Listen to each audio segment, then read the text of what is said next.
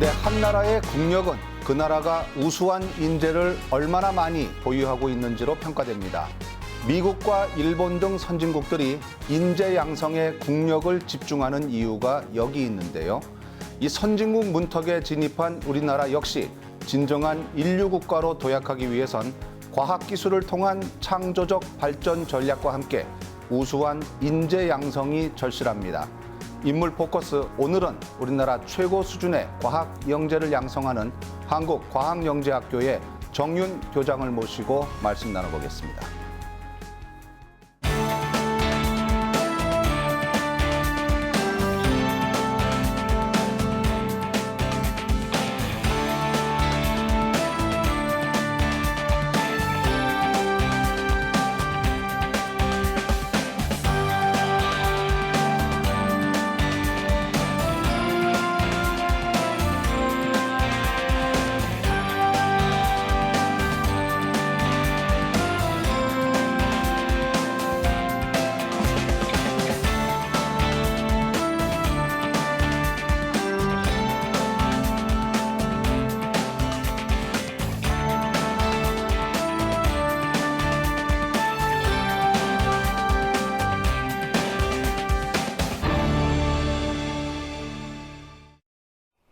선생님 안녕하십니까? 예, 안녕하십니까? 저희가 영재, 천재 이런 말들은 많이 들었는데 과학 영재라고 또 따로 이런 분류가 있나 보죠? 과학 영재는 우선 어떤 학생들입니까? 이제 영재라 그러면은 뭐 과학 영재는 과학 분야에 아주 특별한 재능이 네. 있는 창의성이 있는 그런 영재를 얘기하겠지만 네. 원래 이제 미국이 88년도에 영재교육진흥법을 만들었고 예. 저희 나라는 이제 2000년도에 만들었습니다. 근데 그건 이제 영문으로 보면은 더 기프티드 앤드 탤런티드 이렇게 돼 있거든요. 네. 그러니까 태어나면서부터 타고난 어떤 그 창의성이나 예. 재능이 있는 그런 학생들을 영재라고 그러고 예. 과학 분야에 이제 재능이 뛰어난 그런 학생들을 과학 영재라 그러죠. 그래서 저희 학교는 이제 출범을 2003년도에 했습니다. 2003년이요? 근데 이제 그 목적 중에 과학 영재를 잘 교육시키는 이제 그런 목적인데 저희가 일반적으로 얘기할 때 이 고등학교 교육 과정이 이 대학 입시하고 연계가 돼가지고 네. 창의성 개발이나 영재성에서 교육을 제대로 시키기 어렵다 그런 얘기들이 있었습니다. 지금도 네. 좀 그렇죠. 그래서 네. 우리 학교는 유일하게 대학 입시하고 관련 없이 그 연구와 수업을 하고 그다음에 어떤 그 인격과 자세를 공부하면서 그 네. 미래의 리더로서 그 준비를 하는 그런 학교입니다. 그러니까 그 역사가 그렇게 길진 않은 학교네요.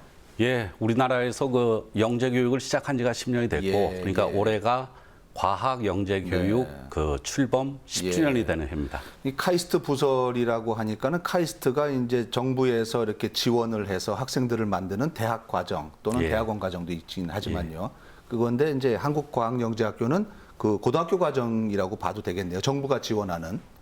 그거랑 예, 좀 그렇죠. 다릅니까? 그러니까 과학 영재에 있어서 이제 전 주기적 인재 과학 리더 양성 네. 측면에서 보면은 그 고등학교 과정에서 그 과학에 수학에 어떤 그 심화 있는 미래 경쟁력을 갖는 건데 네. 어떻게 보면은 영재성의 발현이라든지 그다음 창의성의 개발이라든지 그런 면에서 보면 대학 교육보다도 그 네. 고등학교 과정에서 그런 교육을 잘 받는 게 중요하죠. 더 중요하다고 생각합니다. 예. 예. 그러면 지금 학교는 어디 있습니까?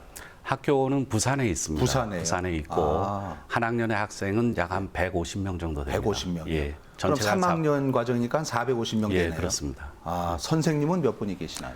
선생님은 전체 이제 한 70분이 계시는데 저희 예. 이제 학교가 일반 고등학교하고는 달리 네. 이렇게 인문예술학부, 그다음에 수학정보학부, 예. 그다음에 물리지구과학부, 화학생물학부 이렇게 돼 있습니다. 그래서 예.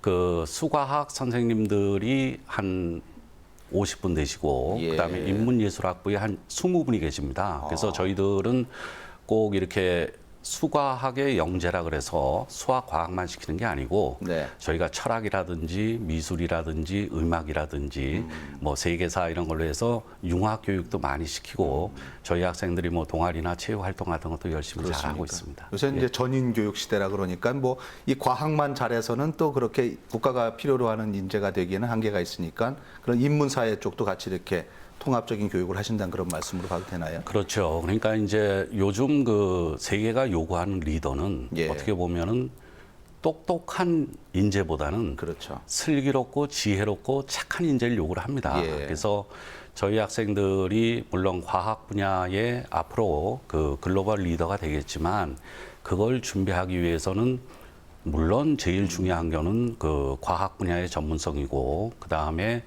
그 학생들이 10년 이후에 어떤 이 사회 생활을 할 때 그 세계 리더들하고 같이 할 때 자신이 가져야 되는 어떤 교양이라든지 어떤 문화라든지 예술에 대한 지식이라든지 그다음에 그런 부분들의 어떤 우리나라의 역사 문화 인식이라든지 그런 것도 함께 가져야 그 진정한 리더가 된다고 생각합니다. 그런 면에서 그 융합 교육이라든지 그다음에 인문 예술의 교육 같은 것도 같이 그 교육을 하고 있습니다. 언뜻 듣기로는 이 학생들 전체가 기숙사 생활을 한다고 들었는데 맞습니까?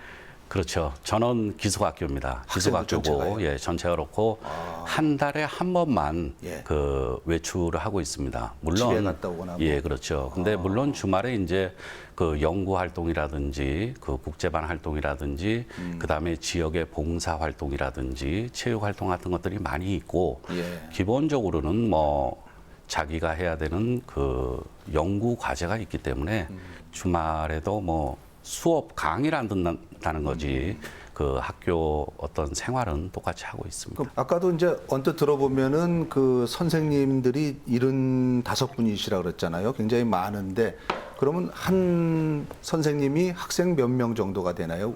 저희는 또 그런 것들을 많이 비교를 하던데. 글쎄, 그게 이제 그 선생님 대 학생 비율은 한 선생님당 한 6명 정도 되는 것 그렇겠네요. 같습니다. 학생들이 예. 150명씩 450명이니까요. 예, 예. 아, 그러면 굉장히 언뜻 보기에도 굉장히 알찬 수업이 될 것 같다는 생각이 듭니다만. 예, 뭐 우리나라에서는 거의 뭐 선진국 수준입니다. 그 정도 예. 되면은. 근데 이제 이 교육이라는 게 과거에 저희는 뭐 그 대학 입시 이런 데서 좀 벗어난 자유로운 교육이기 때문에 예. 그 어떤 뭐 계산을 하거나 일방적으로 가르치거나 이런 교육이 아니고 대화 토론을 하면서 선생님과 함께하는 교육이기 때문에 한 학생이 한 6명 정도 있으면은 6명, 8명 있으면은 굉장히 그 수업하기가 좋고 무엇보다 중요한 거는 그 저희들이 주로 한 1학년에 지나게 되면은 저희가 배우는 과정들은 보통 한 대학교 1, 2학년 과정 정도 됩니다. 근데 그게 선행학습이 아니고 그런 데서 어떤 그 문제 해결력 의식의 그런 교육을 하기 때문에 그런 대화, 토론, 발표, 세미나 이런 쪽에를 이 우수한 선생님들하고 우수한 학생들이 같이 연구하고 같이 교육하는 그런 것들이 그 학생 수의 비율보다 굉장히 중요한 것 같습니다. 자, 그러면 지금 교장 선생님 말씀 들어보면은 이 방송을 보시는 학부모님 중에서도 아, 우리 아이도 좀 이렇게 어디 가서는 빠지지 않는다는 얘기를 듣는데 한국과학영재학교에 좀 보내고 싶다는 의견이 계신 분들도 있을 거거든요. 어떤 학생들이 주로 이렇게 지원하게 되고 그 전형 절차는 어떻게 되는지 좀 소개해 주시죠. 제가 가끔 뭐 저희 선생님도 마찬가지겠습니다만은 가끔 그런 얘기를 듣습니다. 아주 그 어린 학생들이 아 우리 아이는 굉장히 뛰어나서 이게 영재가 아니냐고 그렇게 이제 물어보는 경우가 있는데 그 물론 영재의 판별에 대해서 과학적으로 완전히 정형화되어 있는 모델은 전 세계에 없습니다. 그렇지만 이제 대부분 부모님들이 생각하기에 그 어린 자제분이 어떤 기억력이나 암기력이 굉장히 뛰어나면 영재로 생각하는 경우가 많이 있습니다. 근데 사실은 그것보다는 일반적으로 느끼기에 어떤 그 창의성이라든지 질문을 많이 하고 어떤 한 분야에 관심이 깊은 학생들이 네. 영재성을 가졌다고 얘기를 합니다. 예를 들어서 이제 저희 학교 입시를 어떻게 해서 영재를 판별해서 그 우수한 네. 학생들을 뽑느냐. 궁금하실 것 그런데 이제 관심이 많으신데 예.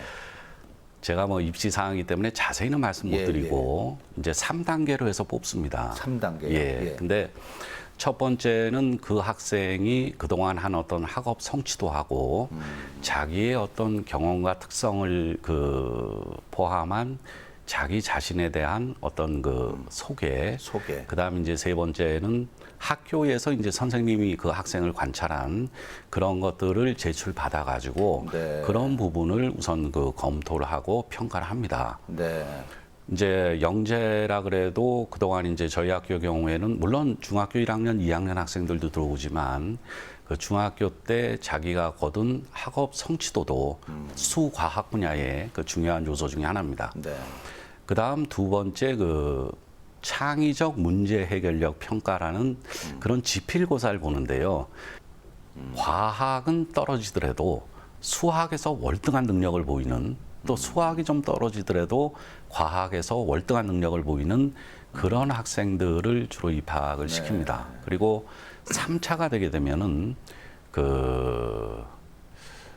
이 면접과 집단 토론과 발표 이런 게 있는데 그 면접의 형태가 단순히 그 학생을 1대1로 하는 그런 면접이 아닙니다. 제가 자세한 내용은 말씀드릴 수 없습니다만은 그래서 여러 가지 평가를 해서 저희가 최선의 방법으로 학생들을 영재성을 발현할 수 있는 학생들을 뽑고 있는데 일반적으로 제가 이제 외국에도 이 유사한 과학 영재 학교가 있습니다. 우리가 잘 아는 토마스 제퍼슨, 그다음에 볼모그라프 이런 학교들이 있는데 저희 학교의 영재를 판별하는 입학 과정에 대해서는 굉장히 높이 평가를 하고 그다음에 저희가 이제 국내에서는 어떤 학업의 성취도라든지 영재 판별 이런 데는 그래도 제일 오래 했기 때문에 그래도 여러 가지 학생들의 능력이나 성취도 그다음 영재 판별에 있어서는 국내를 많이 선도하고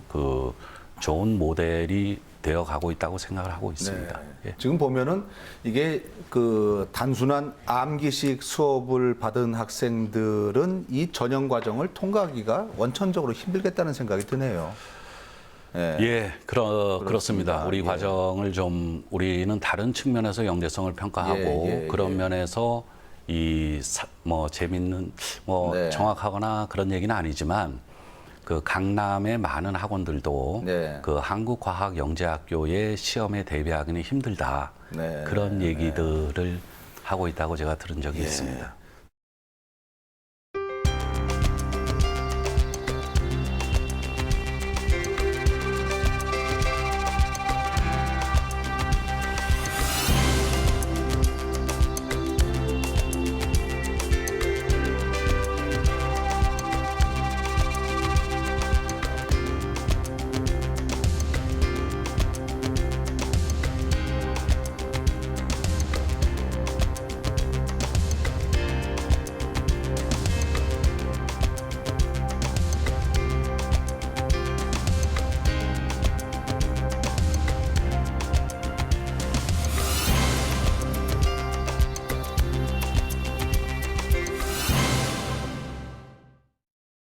자, 그러면 이제 대학으로 갈 거 아닙니까? 주로 이제 어느 분야, 어느 대학교들로 이렇게 가나요? 졸업생들은? 제가 처음에 말씀드린 게 있습니다만은 저희가 입시 수능에 관계없이 공부를 열심히 시키는데 그래도 학생이나 부모님은 그래서 대학을 어디에 가느냐 그런 게 참 걱정을 하실 거 아닙니까? 그래서 당초에 10년 전에 출범할 때 카이스트하고 협의를 해서 우리 학생들을 100명을 매년 카이스트에서 받게 돼 있습니다. 그래서 저희 지금 150명이 졸업한다 그러면 100명이 카이스트에 가고 한 30명이 서울대학을 가고 나머지 20명 중에는 포스텍이나 외국 유학을 가는 경우가 있습니다. 그러니까 저희 학생들이 나름 대학에 가서 얘기를 들으면 다른 학생들하고는 다른 그런 과정의 공부를 하지 않았습니까? 네. 그러니까 뭐 계산식 문제를 푼다든지 암기를 한다든지 이런 게 아니고 그 창의적 실험이라든지 그다음 심화 학습, 집단 토론, 그다음에 국제화, 외국인 교육, 영어 강의 이런 걸 했기 때문에 그 대학이나 이런 데 가면 더 잘한다 그러고 제가 지난번에 그 해외에 가서 보스턴에 들린 적이 있습니다. 예. 그래서 그때 우리 그 졸업생들 시간 되면은 몇 명이 있으면은 같이 점심이나 하자 그래서 모였는데 네. 그때 MIT에 다니는 4명이 나오고 하버드에 1명이 나왔습니다. 아하, 참 예. 자랑스럽죠, 그죠? 예. 제가 정말 우리나라의 우리나라가 아니더라도 어떤 그 고등학교 교장 선생님이 어떤 지역에 가서 그 졸업생 몇 명을 만나는데 MIT 4명, 하버드 4명, 1명 나오기 힘들죠. 그래서 만났는데 하여간 자기들이 그 학생들은 주로 그 대학원 과정에 있는 학생들이었는데 그 영재학교에서 그렇게 좀 이 심화 학습을 하고 국제화를 하고 그 다음에 연구와 교육을 균형 있게 배운 것들이 많이 지금도 도움이 된다. 그래서 예. 제가 아주 많이 흐뭇했습니다. 네. 예. 예, 아까 이제 그 세계적인 영재 학교들 몇 군데 소개를 하셨는데 그런 학교들과 비교해도 우리 한국과학영재학교가 결코 뒤지지 않는 그런 커리큘럼과 그런 교사진, 유능한 학생들을 갖고 있다고 봐도 되나요? 어떻습니까? 우리 한국과학영재학교가 그동안 국내를 선도했으면 물론이고 세계 속에서도 그 굉장히 높게 평가를 받고 있는데 다만 제가 지난번에 몇 그 해외에 있는 토마스 제퍼슨하고 그 하이테크놀로지 하이스쿨이라는 그 뉴욕에 있는 그런 학교를 가보니까 저희보다 학생이 더 우수하다고는 저는 생각하지 않습니다. 학생이나 선생님은. 근데 예. 그 학교가 오랫동안 가져 있는 예. 어떤 그 시설, 그 다음에 이 공학 개념의 어떤 실험, 예를 들어서 뭐 라보틱스라든지, 그 다음에 그 뉴로사이언스라든지, 네. 뭐 바이오 테크놀로지 이런 부분들은 그런 활동과 실험은 조금 저희보다 앞서 있는 부분이 있는 것 같아요. 근데 저희 학교는 아까 말씀드렸지만 저희가 그런 시설을 다 가질 필요는 없는 것 같고 이 카이스트 부설이라는 게 있기 때문에 카이스트가 활용하면 가져 되겠죠. 있는 예. 세계 수준의 어떤 연구 능력, 시설, 또 그 교수님들이 계시니까 그런 데를 지금도 많이 활용하고 있고 지금 3학년이 되면은 거의 30명 이상이 이 학교 되면은 카이스트에 가서 이제 그 기숙사에 살면서 강의 듣고 실험합니다. 그리고 이 학교를 졸업하기 전에요? 예, 예. 그리고 여름방학 때는 또 뭐 RN이라든지 HRP 이런 거 하러 그러니까 예. 하이 네. 스쿨 리서치 프로그램이라든지 그다음에 리서치 앤 에듀케이션 이런 프로그램을 위해서 카이스트에 가 있는 학생들이 거의 뭐 100명 가까이 됩니다. 그러니까 그 역량을 많이 이용하면은 저희한테는 정말 그런 그 연구에 대한 어떤 그 시설이나 역량도 세계 최고 수준을 가져 있는 거죠. 높이 평가하고 있는데 그렇습니다. 저희는 하여간 우리의 어떤 수업 모델이나 커리큘럼이나 우리 학생의 어떤 성취도라든지 이런 부분에 있어서 세계 1등이 되려고 노력을 많이 하고 있습니다. 이 과학기술부 차관을 지내시고 또 이 창의재단 이사장 하시다가 이번에 이제 학교 교육으로 다시 가셨는데 보람이 많이 있으시죠? 어떻습니까? 또 학생들 가르치는 것만큼 보람찬 일도 없다고 선생님들은 글쎄, 말씀하시는데. 가끔 뭐 그런 질문을 듣는 적이 있습니다. 예. 근데 제가 이제 그 과학기술부 정부기관, 그다음에 네. 한국과학창의재단 공공기관 횟수로 30년을 근무했습니다. 예. 그래서 제가 한 그 일의 대부분이 어떻게 우리 기술 개발을 잘해서 한국이 선진국 될 거냐, 과학기술 정책 부분하고 예. 그다음에 어떻게 그것을 뒷받침할 이공계 인재를 어떻게 잘 육성할 거냐, 네. 그 일이 대부분이었습니다. 예. 그래서 뭐 저하고 많이 관계도 있고 특히 제가 그 창의재단을 그 퇴직을 하고 대학에 가서 강의를 3학기 동안 했습니다. 네. 그때 제가 뭐 미래 정책, 미래 사회, 과학 기술의 영향과 역할 이런 부분들을 했는데 제가 그때 느낀 게 뭐냐면 참 그 시절이 좋더라고요. 학생들하고 같이 하면서 대화하고 네. 강의하는 게. 그래서 이게 누가 누구를 가르친다는 게 어려운 일이지만 얼마나 고귀한 일이고 누구한테 뭘 배운다는 게 얼마나 감사한 일이냐. 그래서 제가 이 과학영재학교에 그 기회가 있었을 때 정말 그 세계를 리드할 또 우리 국가를 선진국을 실현할 수 있는 그런 영재를 키우는 되기 때문에 제 그 자그마한 경험하고 네. 또 대학에서 강의하면서 학생들하고 함께 있는 시간이 너무 좋고 보람이 있었기 때문에 제가 그 한국과학영재학교에 갔습니다. 이제는 큰 사명감을 갖고 이렇게 이제 부임을 하셔서 이제 한 서너 달 정도 지나셨는데 끝으로 우리 한국과학영재학교를 임기 끝나실 때까지 어느 정도의 학교로 만들고 싶으신지 이 자리에서 포부를 말씀해 주시죠. 제가 이제껏 살아오면서 뭐 좌우명은 아니지만 네. 제가 항상 마음에 두고 한 일이 뭐냐면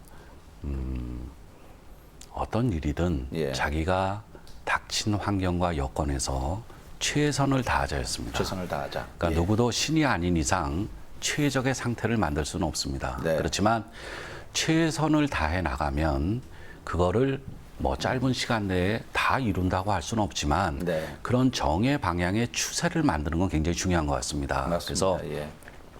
저희 한국과학영재학교가 그동안 선생님들, 학부모님들 또 특히 정부의 지원 이런 부분을 통해서 국내에서 많이 선도를 했고 또 우수한 인재들을 많이 육성했다고 생각을 합니다. 근데 앞으로는 보다 더 그거를 선진화시키고 우리의 어떤 무엇을 가르치고 어떻게 가르치느냐 하는 그 모델이 세계의 모델이 되고 그다음에 우리가 육성한 인재들이 앞으로 10년, 20년 후에 세계 최고의 리더가 될 수 그렇습니다. 있는 예. 그런 이제 학교를 만들어야 되지 않겠습니까? 그래서 예. 저는 지금 해오던 데서 우리의 교육의 전문성 그겁니다. 그러니까 수업 모형을 어떻게 하고 커리큘럼을 어떻게 짤 거냐. 그다음에 미래 사회에서 리더의 모습에서 이 학생들한테 뭘 갖춰줘야 될 것이냐. 네. 그런 부분을 보다 더 확충을 하고 창조 경제의 마인드, 그다음에 그 비즈니스 마인드, 기업 경영 이런 마인드를 심어주는 교육도 조금은 해야 된다고 생각이 들고 네. 그다음에 이제 사실 고등학교에서 과학 영재 그러면은 이 수과학의 깊이를 많이 들이지 않습니까? 네. 근데 우리 학생들 중에는 대학에 가서 공학, 엔지니어링을 하는 학생들도 많이 있습니다. 네. 그래서 저희가 내년에 계획하고 있는 거는 예를 들어서 에너지, 그다음에 뭐 인체, 생명, 그다음에 우주, 나노, 로봇 요런 공학의 기반이 될 수 있는 그런 과목을 하나 개설해서 학생들한테 카이스트하고 이미 좀 협의를 하고 그래서 그런 강의도 좀 이렇게 시작해 볼까. 그래서 저는 뭐 지금도 우리 학생들의 교육 수준이나 그다음에 우리 학교 물론 평가는 자신이 하는 게 아니고 외부에서 하는 거지만 제가 국내외 이렇게 전문가들이나 정부 학부모의 그 평가를 들을 때는 상당한 수준이 있습니다. 근데 우리에게 필요한 건 정말 세계 최고의 인재, 세계 최고의 가치를 창출할 수 있는 인재가 필요하지 않습니까? 맞습니다. 우리 예. 그렇게 발전해 왔고 그리고 풍요롭고 건강하고 안전한 삶을 예. 추구하고 나눠줄 수 있는 인재. 그래서 그런 방향에서 하여간 세계 뭐 1위, 2위 하는 그런 그런 모습보다도 과학 영재 교육에 있어서는 세계 선두가 될 수 있는 그런 위치를 구현해 나가도록 제가 노력을 하겠습니다. 네. 저희가 뭐 항상 얘기하는 건데 우리나라가 무슨 뭐 이렇다 할 자원이 없는데 그나마 이 정도 살 수 있게 된 것은 이 뛰어난 인적 자원과 교육의 힘이라는 그런 말들을 많이 하지 않습니까? 예. 지금 교장 선생님 열정을 들으니까는 우리 한국과학영재학교가 조만간에 세계를 선도하는 영재학교가 될 것이라는 기대가 됩니다. 오늘 장시간 말씀 고맙습니다. 고맙습니다. 예, 열심히 하겠습니다.